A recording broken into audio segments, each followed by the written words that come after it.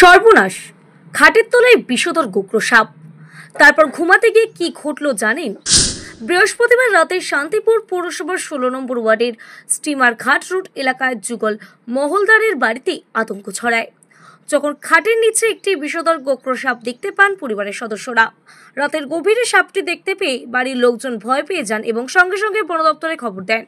দ্রুত ঘটনাস্থলে পৌঁছান শান্তিপুর বাহাদুরপুর পলাশগাছি বিটের বন দপ্তরের কর্মীরা। বিশেষ সরঞ্জামের সাহায্যে সাপটিকে সাবধানে উদ্ধার করা হয়।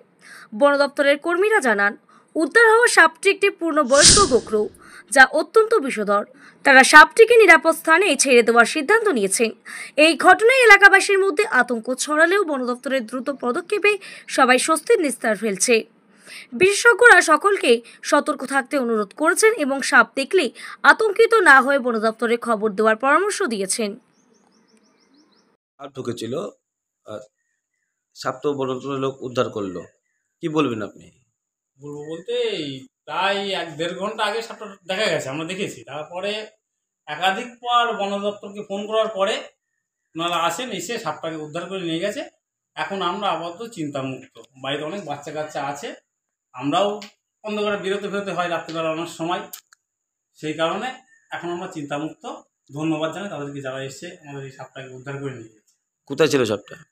সাপটা আমাদের ঘরের সাইডেই ছিল, খাটের তলায় ছিল প্রথমে, তারপরে এখান থেকে বেরিয়ে গিয়ে পেছনটায় ছিল কিছুক্ষণ, আবার চলে যায়, তারপরে আবার আসে, পুনরায় আবার আসে। এর মধ্যে আমরা অনেকবার বন দপ্তরকে ফোন করি, তারপর পুনরায় আসেন, এসে সাপটাকে উদ্ধার করে নিয়ে যায়। বিষধর গোখরো সাপ, কত আতঙ্কে ছিলেন আপনারা?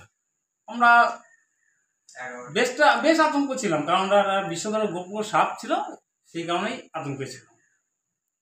বন দপ্তর তো আসলো, কি বলবেন তাদেরকে জানাই, রাত্রে এসছেন ওনারা, এসে সাপটাকে উদ্ধার করে নিয়েছে, তাদেরকে জানাই অসংখ্য ধন্যবাদ আমাদের ফ্যামিলির পক্ষ থেকে।